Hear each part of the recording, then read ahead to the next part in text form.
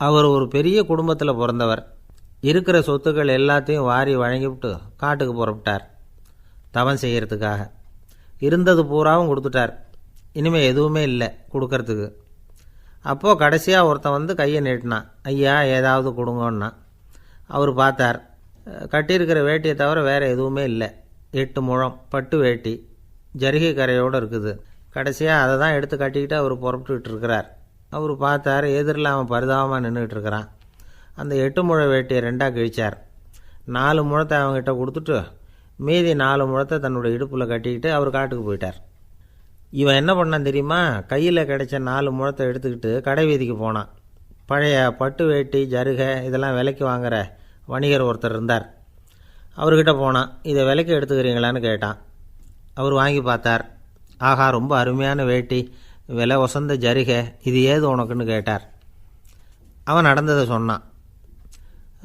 அப்படின்னா ஒன்று செய், இந்த வேட்டியோட இன்னொரு பாதியையும் மெதுவாக வாங்கிட்டு வந்துரு, உனக்கு நிறைய பணம் தரேன் அப்படின்னார் அந்த வணிகர். இவன் கொஞ்சம் யோசனை பண்ணி பார்த்தான். கொஞ்சம் இருங்க, அதை வந்துவிடுறேன் அப்படின்னு சொல்லிவிட்டு நேராக காட்டுக்கு போனான். அவர் எங்கே இருக்காருன்னு தேடி கண்டுபிடிச்சான். அவர் ஒரு இடத்துல தவக்கோலத்தில் இருக்கிறார். கட்டியிருந்த இடைவேட்டியும் அவரை அறியாமலே நழுவி கீழே விழுந்து கிடக்குது. இவனுக்கு ரொம்ப வசதியாக போச்சு. அவரை கேட்க வேண்டிய அவசியமே இல்லை. மெதுவாக சத்தம் போடாமல் அடிமேல் அடி வச்சு நெருங்கினான். அவர் கண்ணை மூடிக்கிட்டு அவர் பாட்டு நின்றுக்கிட்டு இருக்கார். இவன் மெதுவாக போய் கீழே கிடந்த அந்த துணியை எடுத்துக்கிட்டு சத்தம் போடாமல் திரும்பி நடந்தான். அப்படி கொஞ்சம் தூரம் நடந்திருப்பான். அப்படி ஓட ஆரம்பிக்கிற சமயத்தில் அவன் காலில் கீழே கிடந்த முள் ஒன்று நறுக்குன்னு தைச்சி விட்டுது. வலி தாங்க முடியாமல் அம்மான்னு கத்திவிட்டான். இந்த சத்தத்தினால கண்ணை மூடி நின்றுக்கிட்டு இருந்த அவர் தவம் கலைஞ்சிது. மெதுவாக கண்ணை திறந்து பார்க்குறார். தன் இடையில் இருந்த வேட்டி அவன் கையில் இருக்குது. இப்போ அவர் நினைக்கிறாராம், இந்த வேட்டி மேலே நான் வச்ச ஆசை அல்லவா அவனை வந்து திருடன் ஆக்கிவிட்டுது அப்படின்னு நினச்சாரான். இது எப்பேற்பட்ட மனநிலைங்கிறத கொஞ்சம் யோசிச்சு பாருங்கள். தான் ஒரு பொருள் மேலே வைத்த பற்று இன்னொரு மனிதன் திருடனாக ஆகிறதுக்கு காரணமாக ஆயிட்டுதே அப்படின்னு நினைக்கிறார். அப்படி நினச்சி அவர் யார் தெரியுமா? அவர் தான் மகாவீரர். இழந்துட்டேங்கிறியே, நீ என்னத்தை கொண்டு வந்த இங்கே இழக்கிறதுக்கு? நீ என்னத்தை உண்டாக்குன இது அழிஞ்சுட்டுதுன்னு சொல்கிறதுக்கு? இது அவருடைய சிந்தனை. இன்றைக்கி நம்ம சிந்தனையெல்லாம் வேறு மாதிரி இருக்குது. ஒருத்தன் நடுத்தெருவில் உட்காந்து அழுதுகிட்டு இருந்தான். அந்த வழியாக வந்தவர் கேட்டார், ஏன்ப்பா அழற அப்படின்னு கேட்டார். 5 ரூபா சார், இந்த இடத்துல விழுந்துட்டுது, ரொம்ப நேரமாக தேடுறேன், கிடைக்காது போல இருக்கு அப்படின்னா. எப்போ தொலைஞ்சுது அப்படின்னு கேட்டார். அது எனக்கு தெரியாது சார், பணத்தை தொலைச்சவன் தேடி பார்த்துட்டு போயிட்டான், நான் அவனுக்கு பின்னாடி தேட வந்தவன் அப்படின்னு சொல்லிவிட்டு மறுபடியும் தேட ஆரம்பித்தானான். ஒரு ஊரில் ஒரு ஞானி இருக்கிறார். ரொம்ப பெரிய ஞானி, ரொம்ப வயசாகிட்டுது. கடைசி காலத்தில் அவர்கிட்ட சில பேர் வந்தாங்க. உங்கள் குரு யார் அப்படின்னு கேட்டாங்க. அவர் நிமிர்ந்து பார்த்தார். எனக்கு ஆயிரக்கணக்கான குருமார்கள் உண்டு, அவங்க பேரெல்லாம் சொல்லணும்னா இந்த காலம் பத்தாது, ஆனால் முக்கியமான ஒரு 3 பேரை பற்றி மட்டும் உங்களுக்கு சொல்கிறேன் அப்படின்னாராம். அப்புறம் சொன்னார், அந்த 3 பேரில் ஒருத்தன் ஒரு திருடன். ஒரு சமயம் ஒரு பாலைவனம் வழியாக நான் போய்கிட்டு இருந்தேன். அப்போது வழி தவறி போய் ஒரு கிராமத்துக்கு போயிட்டேன். அது இருட்டு நேரம், நடுராத்திரி, ஊரே உறங்கி போச்சு. அந்த நேரத்தில் ஒரு ஆள் மட்டும் ஒரு வீட்டு சுவத்தில் ஏதோ பண்ணி உள்ளே நுழையிறதுக்கு முயற்சி பண்ணிகிட்ருக்கிறான். அவங்கிட்ட போய் நான் இன்றைக்கி இங்கே எங்கே தங்க முடியும் அப்படின்னு கேட்டேன். அதுக்கு அவன், இந்த ராத்திரி வேளையில் அது ரொம்ப சிரமம், ஒரு திருடனோட உங்களால் தங்க முடியும்னா நீங்கள் என்னோட தங்கலாம் அப்படின்னா. நான் அவங்க கூட 1 மாதம் தங்கியிருந்தேன். ஒவ்வொரு நாள் ராத்திரியும் இப்போ நான் என்னுடைய வேலைக்கு போகிறேன், நீங்கள் ஓய்வு எடுத்துக்கோங்க அப்படின்னு சொல்லிவிட்டு போவான். அவன் திரும்பி வந்த உடனே உனக்கு ஏதாவது கிடச்சிதான்னு நான் கேட்பேன். அதுக்கு அவன், இன்றைக்கி ராத்திரி ஒன்றும் இல்லை, நாளைக்கு மறுபடியும் முயற்சி பண்ணுவேன் அப்படின்பா. எப்பவும் அவன் நம்பிக்கை இழந்ததே கிடையாது, எப்பவும் சந்தோஷமாகவே இருப்பான். நானும் ரொம்ப காலமாக தியானம் பண்ணிக்கிட்டே இருந்தேன், ஒன்றுமே நடக்கலை. ஆனால் நான் என்ன பண்ணேன் தெரியுமா? மனசு வருத்தப்படும், நம்பிக்கை இழந்துருவேன். அப்போல்லாம் அந்த திருடனுடைய விடாமுயற்சி தான் ஞாபகத்துக்கு வரும். அதனால் அந்த திருடன் எனக்கு ஒரு குரு. என்னுடைய 2வது குரு யாருன்னா அது ஒரு நாய். இது எப்படின்னா, ஒரு சமயம் எனக்கு ரொம்ப தாகமாக இருந்தது. ஒரு நதியை நோக்கி போய்கிட்டு இருந்தேன். அப்போது ஒரு நாயும் வந்தது. அதுக்கும் தாகம். ஓடி வந்து ஆற்றை பார்த்துது. அதோட நிழல் வந்து ஆற்றுல தெரிஞ்சுது. அதை பார்த்ததும் பயந்துட்டுது அது. அதாவது அது தன்னுடைய சொந்த உருவத்தையே கண்டு பயந்தது. அதை பார்த்து குறைக்குது, திரும்பி ஓடிச்சு. ஆனால் அதுக்கு தாகம் அதிகமாக இருந்ததுனால அது மறுபடியும் திரும்பி வந்தது. பார்த்தா மறுபடியும் தண்ணியில் நாயோட உருவம் தெரியுது. இப்படி சில தடவை பண்ணிச்சு. இருந்தாலும் கடைசியில் தண்ணியில் குதிச்சுட்டுது துணிஞ்சி. இப்படி குதித்த உடனே அதோட உருவமும் மறைஞ்சுட்டுது. இதை பார்த்தேன். நான் என்ன புரிஞ்சுக்கிட்டேன்னா, எவ்வளவு தான் பயம் இருந்தால் கூட ஒருத்தன் தைரியமாக காரியத்தில் இறங்கணும் அப்படிங்கிறத புரிஞ்சுக்கிட்டேன். இந்த போதனை அந்த நாய்கிட்ட இருந்து எனக்கு கிடைச்சிது. இது ஒன்று. அடுத்தது என்னுடைய 3வது குரு யாருன்னா, அது ஒரு சின்ன குழந்தை. நான் ஒரு சமயம் ஒரு நகரத்துக்கு போனேன். அங்கே ஒரு குழந்தை எரிகிற மெழுகுவத்தி ஒன்று எடுத்துக்கிட்டு வந்தது. நான் அந்த குழந்தைய பார்த்து வேடிக்கையாக கேட்டேன், ஏன் பாப்பா இந்த மெழுகுவத்தியை நீயாவே கொளுத்துனியா அப்படின்னு கேட்டேன். ஆமான்னுது அந்த குழந்தை. சரி, இந்த மெழுகுவத்தி முன்னாடி எரியாமல் இருந்தது, இப்போ எரியுது. இந்த மெழுகுவத்திக்கு வெளிச்சம் எங்கேருந்து வந்தது, அதை எனக்கு காட்ட முடியுமா அப்படின்னு கேட்டேன் அந்த குழந்தைகிட்ட. இதுக்கு அந்த குழந்தை சிரிச்சுக்கிட்டு அந்த மெழுகுவத்தியை ஊதி அணைச்சுட்டுது. அதுக்கப்புறம் என்னை பார்த்து கேட்டுது, இப்போ இந்த மெழுகுவத்தியின் வெளிச்சம் போனதை பார்த்தீங்க இல்லையா, அது எங்கே போச்சுன்னு எனக்கு சொல்லுங்க அப்படின்னுது.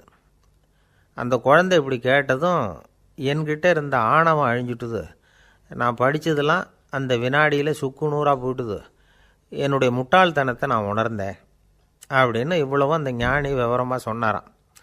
அதனால் நாம் இன்னார்கிட்டே இருந்து தான் இதை கற்றுக்கணுங்கிறது இல்லை, யாருக்கிட்டே இருந்தும் எதையும் கற்றுக்கலாம். நம்மால் ஒருத்தன் ஒரு நாய் வளர்த்துக்கிட்டு இருந்தான். அந்த நாய்க்கு வால் கிடையாது. யாரோ ஏற்கனவே வெட்டி எடுத்துட்டாங்க. இந்த நாய் தான் சார் எனக்கு குரு, அதுக்கிட்டே இருந்து கூட நான் பாடம் கற்றுக்கிட்டு இருக்கிறேன் அப்படின்னா. அப்படி என்ன கற்றுக்கிட்டேன் அந்த வால் இல்லாத நாய்கிட்டே இருந்து அப்படின்னு கேட்டோம். நாம் யாருக்கிட்டேயும் வாலாட்டக்கூடாது அப்படிங்கிற பாடத்தை அதுக்கிட்டே இருந்து தான் நான் கற்றுக்கிட்டேன் அப்படின்னா. என்னுடைய நண்பர் ஒருத்தர் ஆழ்ந்த சிந்தனையில் இருந்தார். என்ன யோசனை பண்ணுறீங்கன்னு கேட்டேன். தலைவர் ஆகணும்னு பார்க்குறேன், அதுதான் என்ன வழின்னு யோசிச்சுக்கிட்டு இருக்கேன்னார். நான் கூட அது மாதிரி யோசித்து பார்த்தேன். அதுக்கப்புறம் அந்த யோசனையை கை விட்டுட்டேன் அப்படின்னோம். ஏன்னு கேட்டார். அதுக்கான தகுதிகள் நமக்கு இல்லைங்கிறது புரியுது. அது நமக்கு புரியறத விட நம்ம விட மற்றவங்களுக்கு நல்லா புரிஞ்சு போச்சு. அதனால் பேசாமல் கம்முன்னு இருந்துடுறது தான் நல்லது அப்படின்னோம். தலைவர் ஆகிறதுக்கு தகுதிகள் வேறு உண்டோ அப்படின்னு கேட்டார். அவர் யதார்த்தமாக தான் கேட்குறார். நாங்கள் உடனே எங்ககிட்ட இருந்த ஒரு புஸ்தகத்தை எடுத்து அவர்கிட்ட கொடுத்தோம். படித்து பாருங்கன்னு. தலைவர் ஆகிறதுக்கு என்ன வழி அப்படிங்கிறத பற்றி அதில் போட்டிருக்கிறாங்க. முதல் வழி என்ன தெரியுமா? ஒரு 4 பேர் முன்னாடி இல்லைன்னா ஒரு கூட்டத்துக்கு முன்னாடி நீங்கள் பேச போகிறீங்க. அப்போ எப்படி ஆரம்பிக்கணும்னா, உண்மையான புகழ்ச்சி, நேர்மையான பாராட்டு, இதோடு ஆரம்பிக்கணும். எடுத்ததுமே அது சரியில்லை இது சரியில்லைன்னு பேசிகிட்டு இருக்கக்கூடாது. மக்களை பார்த்து நீங்கள் தான் தப்பு பண்ணிவிட்டீங்க அப்படின்னு நேரடியாக சொல்லக்கூடாது. தவறு இருந்தாலும் அதை மறைமுகமாக ஏதாவது கதை சொல்லி அதிலேருந்து அவங்க புரிஞ்சுக்கிற மாதிரி செய்யணும். அடுத்தவங்க பண்ண தப்பு என்னன்னு அலசறதுக்கு முன்னாடி நீங்கள் பண்ணின தப்பு என்னங்கிறத பற்றியே பேசுங்க. எதுக்கும் நேரடியாக உத்தரவு போட்டுக்கிட்டு இருக்கக்கூடாது. இதை நீங்கள் செய்யணும் அப்படின்னு சொல்கிறதுக்கு பதிலாக நீங்கள் இப்படி செஞ்சால் எப்படி இருக்கும் அப்படின்னு கேள்வி மாதிரி கேட்கணுமா. இப்படி கேட்டால் அது உத்தரவு மாதிரி தெரியாதான். அடுத்தவங்க மரியாதையை காப்பாற்றுறது மாதிரி பேசணுமா. உங்கள் பேச்சு இன்னொருத்தரை அவமானப்படுத்துறது மாதிரி இருக்கக்கூடாதான். ஏண்டா இவங்கிட்ட போய் மாட்டிக்கிட்டோம்னு யாரும் நினச்சிடக்கூடாது. ஒவ்வொரு சின்ன வளர்ச்சியையும் பாராட்டணும். வெற்றி சாதாரணமாக இருந்தாலும் பாராட்டாமல் இருந்துடக்கூடாது. பாராட்டும் பொழுது தாராளமாக இருக்கணும். குறை சொல்லும் பொழுது கவனமாக இருக்கணும். வாய்க்கு வந்தபடி பேசிவிட்டா அதுக்கப்புறம் வகையாக மாட்டிக்கிட்டு முழிக்க வேண்டியிருக்கும்.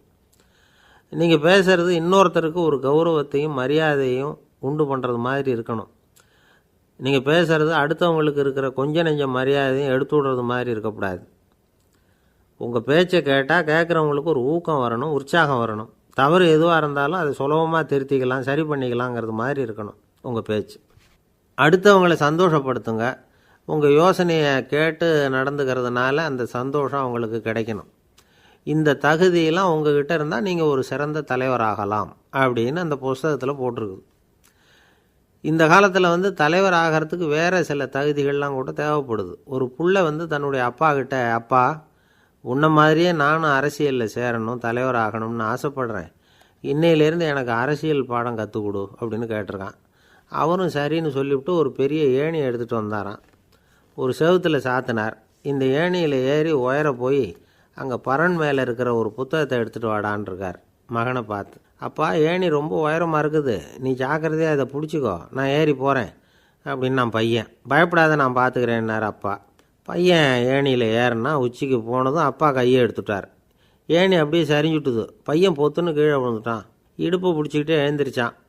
என்னப்பா இது, இப்படி என்னை ஏற விட்டுட்டு கையை விட்டுட்டியே, இப்படி கை விடலாமா அப்படின்னு கத்தியிருக்கான். அப்பா நிதானமாக சொன்னாராம், அவசரப்படாதப்பா, அரசியலில் இதுதான் முதல் பாடம், பெத்த அப்பனாக இருந்தாலும் அவனை நம்பாதே அப்படின்னு உபதேசம் பண்ண ஆரம்பித்தாராம். அன்பாக இருக்கணும்னு அநேக பெரியவங்க சொல்லியிருக்கிறாங்க.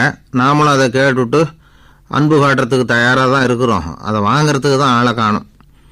இருந்தாலும் அன்பில் எத்தனையோ வகை உண்டு. அதை சரியாக புரிஞ்சுக்கிட்டு அதுக்கப்புறம் அன்பு காட்ட ஆரம்பிக்கணும். வகையை புரிஞ்சிக்காமல் அன்பு காட்டினா வம்புல மாட்டிக்க வேண்டியது தான். அன்புன்னா சாதாரணமாக நினச்சி விடாதீங்க. அதில் எவ்வளவு விதம் தெரியுமா? இரக்கம், கருணை, காருண்யம், பந்துத்துவம், பட்சம், பாசம், நேசம், விசுவாசம், அபிமானம், காதல், பக்தி, இப்படி பல விதமாக அதை பற்றி சொல்லி வச்சுருக்கிறாங்க பெரியவங்க. இந்த வார்த்தைகள்லாம் நாம் கேள்விப்பட்டது தான். இருந்தாலும் அதுகளுக்குள்ளே என்ன வித்தியாசம்னு கேட்டால் சரியாக சொல்ல தெரியாது. அதனால் இந்த வார்த்தைகளுக்கெல்லாம் பெரியவங்க என்ன விளக்கம் சொல்கிறாங்கன்னு இப்போ பார்க்கலாம். எளியவர்கள் மேலே செலுத்துகிற அன்பு இருக்கு பாருங்கள், அதுக்கு இரக்கம்னு பேர். அறிவு பலம், சரீர பலம், இது ரெண்டும் இல்லாதவங்க மேலே, அதாவது வலிமையற்றவர்கள் மேலே செலுத்துகிற அன்பு இருக்கு பாருங்கள், அதுதான் கருணை. எறும்புலேருந்து யானை வரைக்கும் சகல ஜீவராசிகள் மேலேயும் காட்டுற அன்புக்கு காருண்யம்னு பேர், ஜீவகாருண்யம். சிவி சக்கரவர்த்தி காட்டின அன்பு இந்த ரகம். உறவினர்கள், சொந்தக்காரங்க, அவங்க வசதியாக இருந்தாலும் வறுமையில் இருந்தாலும் வித்தியாசம் இல்லாமல் காட்டுற அன்பு இருக்கு பாருங்க, அதுக்கு பேர் பந்துத்துவம். ஒரு எஜமானன் வேலையாள்கிட்ட காட்டுற அன்பு இருக்கு பாருங்க, அதுக்கு பேர் தான் பட்சம். அவனும் தன்னை மாதிரி மனுஷன்தாங்கிற நினப்பு வேணும். ஒரு தாய் தன்னுடைய குழந்தை மேலே, ஒரு குழந்தை தன்னுடைய தாய் மேலே செலுத்துகிற அன்புக்கு பாசம்னு பேர். ஈருடல் ஓர் உயிர்னு நினைக்கிறது இது. ராமரும் கௌசலையும் இதுக்கு உதாரணம். தம்மை ஒத்த நண்பர்கள்கிட்ட செலுத்துகிற அன்புக்கு நேசம்னு பேர்.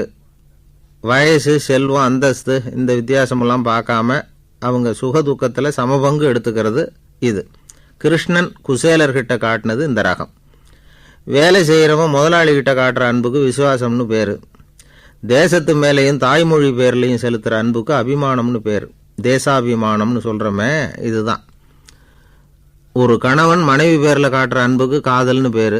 கடவுள் பேரில் செலுத்துகிற அன்புக்கு பக்தின்னு பேர். இப்படி அன்புல பல ரகம் இருக்கிறப்போ அதில் உள்ள வித்தியாசம் தெரியாமல் இடம் மாற்றி அன்பு காட்டினா இடைஞ்சல் தான்.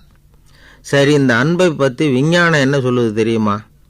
இதயத்தை பாதுகாக்கிறதுக்கு முக்கியமாக தேவைப்படுற ஒன்று இந்த அன்பு தான்னு சொல்லுது. நெதர்லாந்து விஞ்ஞானிகள் இதை ஆராய்ச்சி பண்ணியே கண்டுபிடிச்சிருக்கிறாங்க. கொஞ்சம் முயல் குட்டிகளை 2 பிரிவாக பிரித்தாங்க. 2 குரூப்புக்கும் கொழுப்பு அதிகமாக உள்ள ஆகாரத்தையே கொடுத்துக்கிட்டு வந்தாங்க. ஆனால் ஒரு குரூப்புக்கு வெறுமன ஆகாரத்தை கொடுத்ததோடு சரி, இன்னொரு குரூப்பு முயல்களுக்கு ஆகாரம் கொடுத்ததோடு நிறுத்திக்கல. அதுக்கு முன்னாடி கூண்டுகளை திறந்து விட்டு முயல்களை கொஞ்ச நேரம் எடுத்து கொஞ்சி விட்டு அதுக்கப்புறமா ஆகாரம் கொடுத்தாராம் ஆராய்ச்சியாளர். இந்த குரூப்புக்கு இதய பாதிப்பு 60% குறைச்சலாக இருந்துதான். சில நோயாளிகளுக்கு ஹார்ட் அட்டாக் வந்தாலும் அதை தாங்கிக்கிட்டு குணமாகிற சக்தி அதிகமாக இருக்குது. இது எப்படின்னு ஆராய்ச்சி பண்ணி பார்த்துருக்குறாங்க. அவங்கெல்லாம் மனைவி தன் பேரில் ரொம்ப அன்பாக இருக்கிறதாக நினைக்கிறவங்களாம் இருக்கிறாங்களாம். இதய நோயாளிகள் பல பேரை சந்தித்து இதய நோய் ஏற்பட என்ன காரணம்னு கேட்டிருக்கிறாங்க. அவங்க சொன்ன காரணம்லாம் சாப்பாடு சம்பந்தமாக இல்லையா, மனைவி அன்பா இல்லை, இப்படிப்பட்ட காரணத்தை தான் சொல்கிறாங்களாம். அதனால் இதயத்தை பாதுகாக்கணும்னு நினைக்கிறவங்க அடுத்தவங்க அன்பாக இருக்கிறது மாதிரி பார்த்துக்குங்க, அதுதான் முக்கியம். ஒருத்தர் முகம் பூரா பிளாஸ்டரி போட்டுக்கிட்டு வந்தார். ரொம்ப கோபமாக, என்னங்க ஆச்சுன்னு விசாரித்தேன். எல்லாம் உங்களால் தான் சார்னார். விவரமாக சொல்லுங்களேன். என்ன, உங்கள் தகவலை கேட்டுவிட்டு ஒரு பூனைக்குட்டியை கையில் எடுத்தேன், அன்பாக அதை தடவி கொடுக்கறதுக்காக. ஆனால் அது முந்திக்கிட்டது, அது என் முகத்தை தடவி கொடுத்துட்டுது, முகம் பூரா நகை கீறல், அதுதான் இப்படி அப்படின்னார். அன்புல அறிவு சேராததுனால வந்த கோளாறு இது. இந்த உலகத்தில் எவ்வளவோ உயிரினங்கள் இருக்குது. ஒவ்வொன்றும் ஒவ்வொரு விதமாக சண்டை போடுது. இப்போ 2 மாடு சண்டை போட்டுக்குதுன்னு வச்சுக்கோங்க, என்ன பண்ணும்? 2 முட்டிக்கும். அதுக்கு சண்டை போடுறதுக்கு ஆயுதமாக உபயோகப்படுறது அதோட கொம்பு. 2 சேவல் சண்டை போட்டுக்குதுன்னு வச்சுக்கோங்க, அதுக்கு ஆயுதமாக உபயோகப்படுறது அதோட கால் நகம். காலால் தான் அது ஒன்றோட ஒன்று சண்டை போட்டுக்கும். ஆனால் 2 மனுஷன் சண்டை போட்டுக்கிறான்னு வச்சுக்கோங்க, இவன் இன்னதை தான் ஆயுதமாக உபயோகப்படுத்துவான்னு குறிப்பிட்டு சொல்ல முடியாது. கல்லை எடுப்பான், கத்தி எடுப்பான், துப்பாக்கி எடுப்பான், என்ன வேணாலும் பண்ணுவான். வாயால் திட்டுவான், கையால் அடிப்பான், காலால் உதைப்பான், சகலகலா வல்லவன். விலங்குகள்லாம் பொதுவாக வாயை சாப்பிட்றதுக்கு மட்டும்தான் உபயோகப்படுத்துது. ஆனால் இவனுக்கு சாப்பிட்றதுக்கும் அதுதான், சாப்பிட்டு விட்டு திட்டுறதுக்கும் அதுதான். ஆனால் ஒரு விஷயத்தில் மட்டும் கெட்டிக்கிறேன். அதாவது நாம் சண்டை போட்டுக்கிட்டாலும் பரவாயில்லை, கோழிகள் சண்டை போடாமல் இருக்கணும் அப்படின்னு ஆசைப்படுறான். எதுக்காக? கோழிகள் சண்டை போடாமல் இருந்தால் நிறைய முட்டைகள் போடுமா, அதுக்காக தான் இந்த அக்கறை. கோழி பண்ணை வச்சுருக்கிறவங்களுக்கு இது ஒரு பெரிய பிரச்சனை. அதாவது பண்ணையில் இருக்கிற கோழிகளுக்குள்ளே அடிக்கடி சண்டை வந்துடும், அதனால் முட்டை உற்பத்தி குறைஞ்சிரும். சரி, இதுக்கு என்ன பண்ணுறது? பண்ணையில் போய் உட்காந்துக்கிட்டு தினமும் பஞ்சாயத்து பேசிகிட்டு இருக்க முடியுமா? அமெரிக்காவில் கோழி பண்ணை வச்சுருக்கிற ஒருத்தர் இதை பற்றி யோசனை பண்ணி பார்த்தாராம். ஒரு வழியையும் கண்டுபிடிச்சிருக்கார். கோழிக்கெல்லாம் மூக்கு கண்ணாடி மாட்டி விட்டுட்டோம்னா அது சண்டை போடுற குணம் குறைஞ்சிரும், முட்டை அதிகமாகிடும்.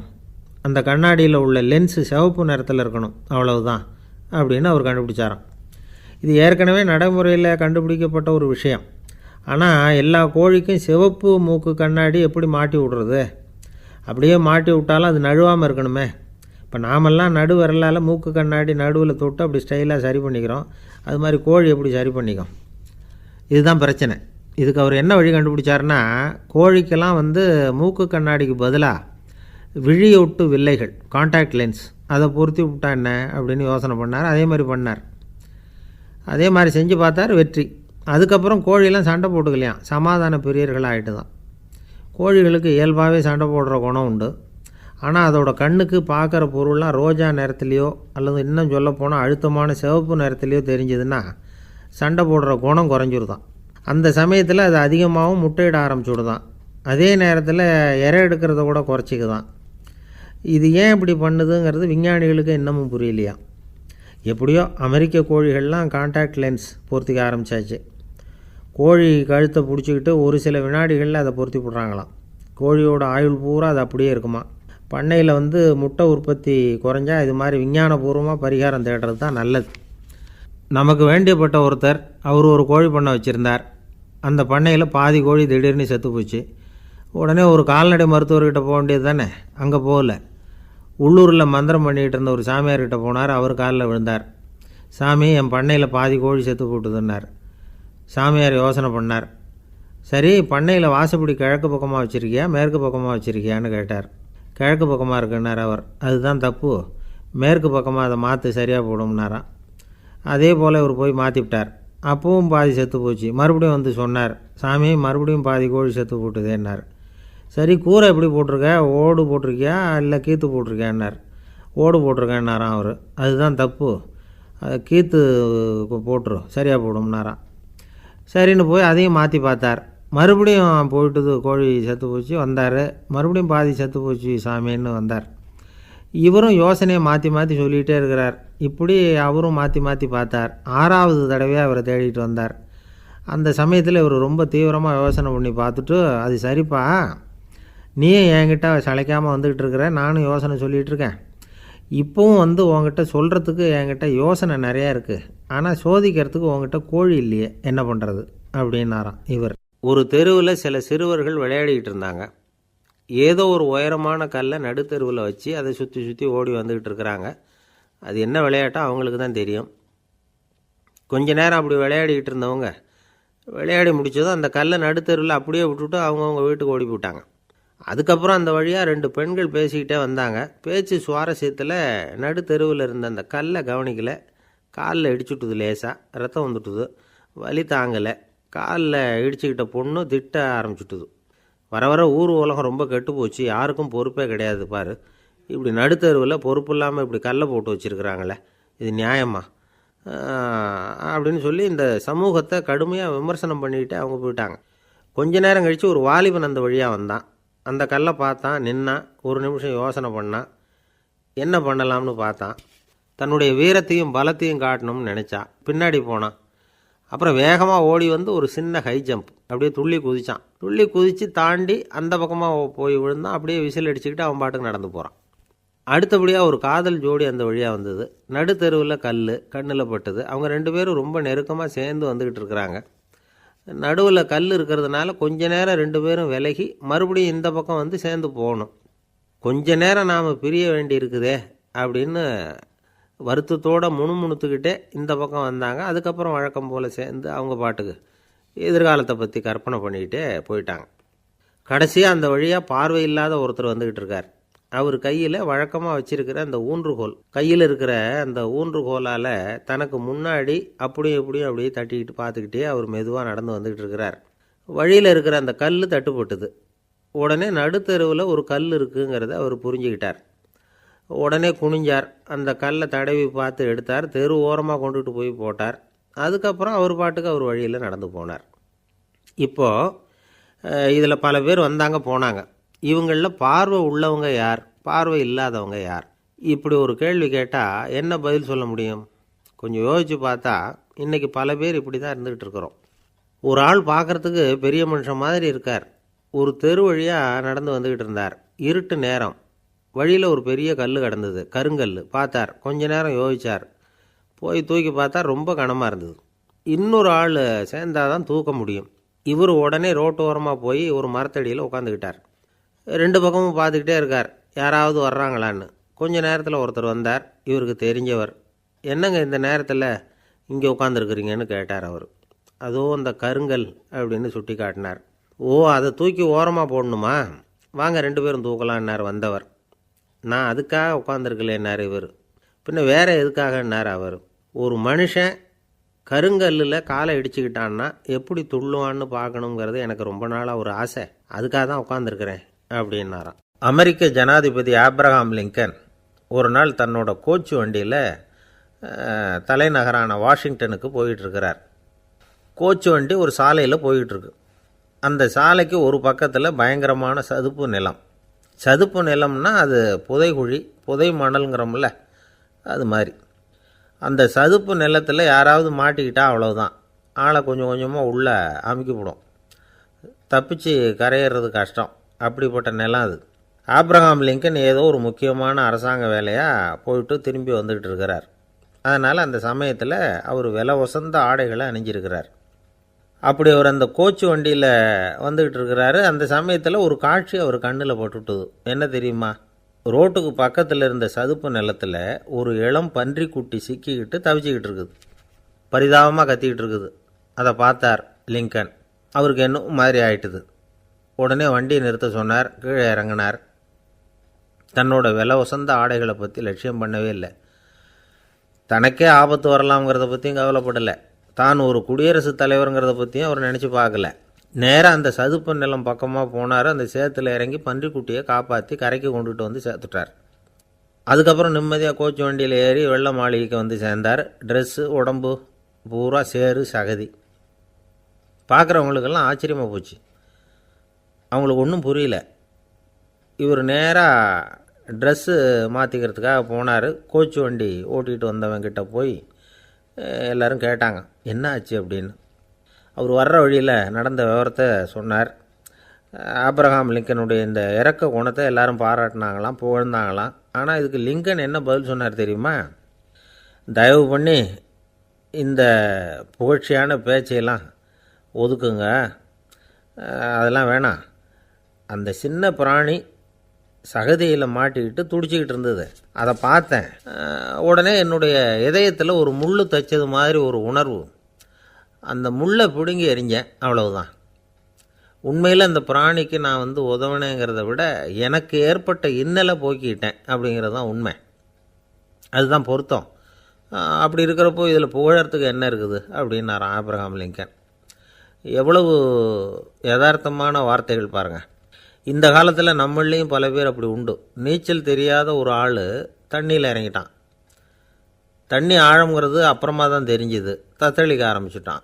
வாழ்னு கத்துறான். கரையில் நின்றுட்டு இருந்த ஒருத்தர் இதை பார்த்தார். உடனே அவருக்கு இதயத்தில் முள் தைச்சது மாதிரி ஒரு உணர்வு. உடனே குபீர்னு தண்ணியில் பாய்ஞ்சார். அவரை காப்பாற்றி கரைக்கு கொண்டுட்டு வந்து சேர்த்தார்.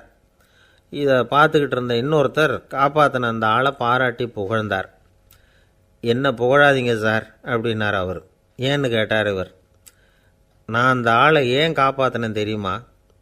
அவன் நேற்றுக்கு என்கிட்ட 300 ரூபா கடன் வாங்கியிருக்கிறான். இவன் தண்ணியில் போட்டான்னா நான் கொடுத்த கடனும் தண்ணியில் போடும்.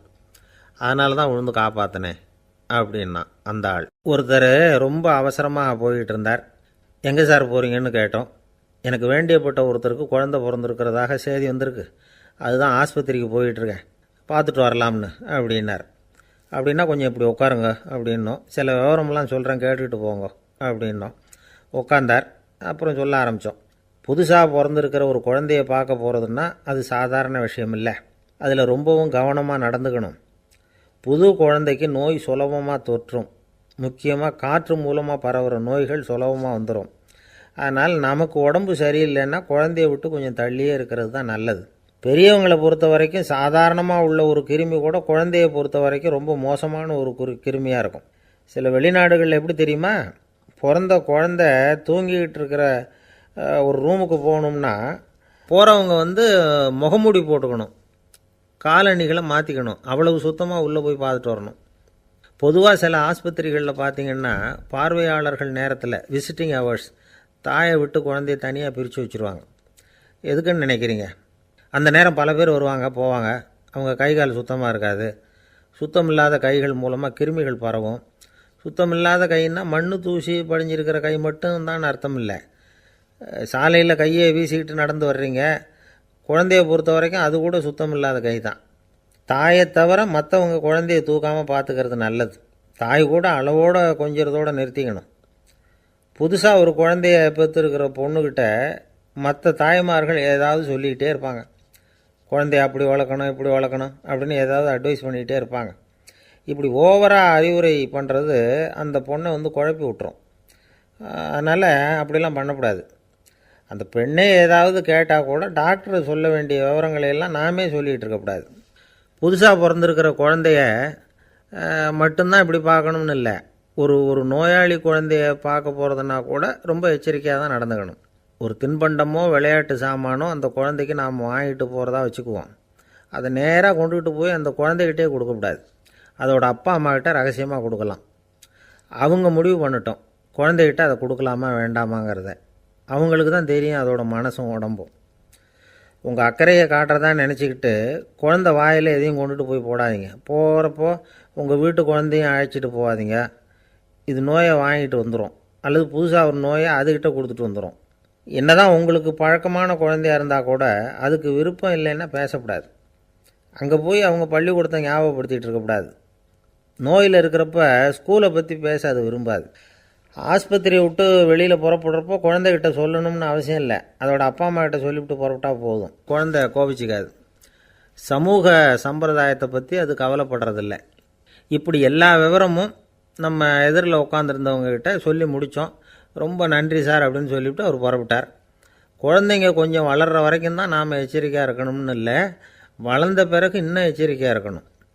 ஒரு பையன் பள்ளிக்கூடத்துலேருந்து திரும்பி வீட்டுக்கு வந்தான். முகம் பூரா நகத்தால் கீறி இருந்தது.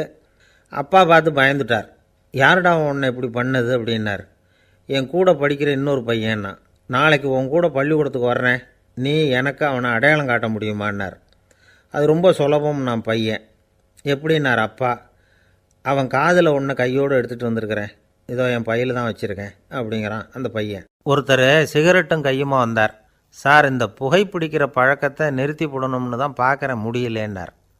புகைப்பிடிக்கிறத நிறுத்துறது ரொம்ப சுலபம் சார் அப்படின்னார் இன்னொருத்தர். எப்படி சொல்கிறீங்கன்னு கேட்டார் அவர். நான் கூட ஏற்கனவே 10 தடவை அந்த பழக்கத்தை நிறுத்தி இருக்கிறேன் சார் அப்படின்னார் இவர். இதிலேருந்து என்ன தெரியுது?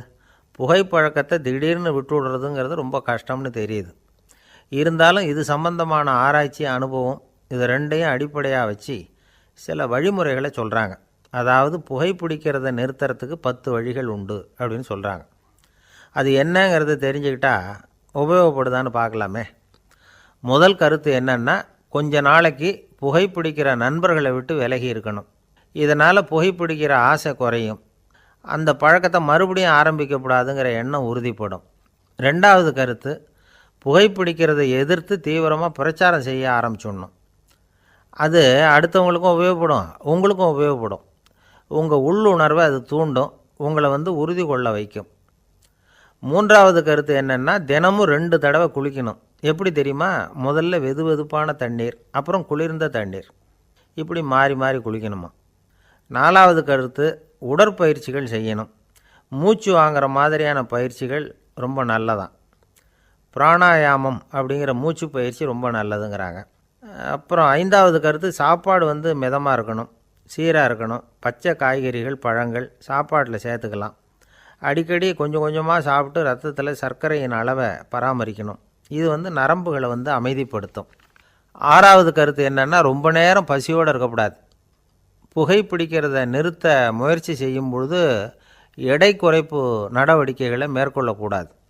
7வது கருத்து, காப்பி, தேநீர், மதுபானம், அப்புறம் போதைப் பொருள்கள் கலந்த உணவுகள் இதெல்லாம் வேணாம். புகைப்பிடிக்கிறத அதெல்லாம் ஊக்கப்படுத்தும். கடுகு, மிளகு, அப்புறம் காரமான பொருள்களை தவிர்க்கணும். உப்பு அளவை குறைக்கணும். தினமும் 10 குவளை தண்ணீராவது குடிக்கணும். வெறும் தண்ணி புகைப்பிடிக்கிற ஆவலை தணிக்குதான். 8வது கருத்து, கையில் சிகரெட்டு, புகையில ஏதாவது இருந்தால் உடனே தூக்கி எறிஞ்சிருங்க. அது கையில் இருக்கிற வரைக்கும் புகைப்பிடிக்கிற ஆசை வந்துக்கிட்டே இருக்கும். 9வது கருத்து என்னென்னா, இறை நம்பிக்கை உள்ளவங்க புகைப்பிடிக்கிற எண்ணம் வர்றப்போவெல்லாம் பிரார்த்தனை செய்ய ஆரம்பிச்சுடலாம். 10வது கருத்து, உங்களுக்கு ரொம்பவும் வேண்டியவங்க யாரோ அவங்கக்கிட்ட எல்லாம் நீங்கள் புகைப்பிடிக்கிறத நிறுத்தி விட்டதாக சொல்லிவிடுங்க. இந்த 10 வழிகளையும் கடைபிடிக்க ஆரம்பிச்சுட்டா புகைப்பிடிக்கும் பழக்கத்தை நிறுத்தி விடலாம் அப்படின்னு சொல்கிறாங்க அனுபவப்பட்டவங்க. முயற்சி பண்ணி பார்க்கலாம். ஒரு முக்கியமான இடத்துல நின்றுக்கிட்டு இருந்தார் ஒருத்தர். அங்கே இன்னொருத்தர், ஏன் சார் இந்த இடத்துல சிகரெட் பிடிக்கலாமா அப்படின்னு அனுமதி கேட்டார். இந்த இடத்துல சிகரெட் பிடிக்கக்கூடாதுங்க அப்படின்னாரு இவர். நீங்கள் இப்படி சொல்கிறீங்க, ஆனால் இந்த இடத்துல கீழே நிறைய சிகரெட் துண்டுகள் கிடக்குதே, அவங்கெல்லாம் யார்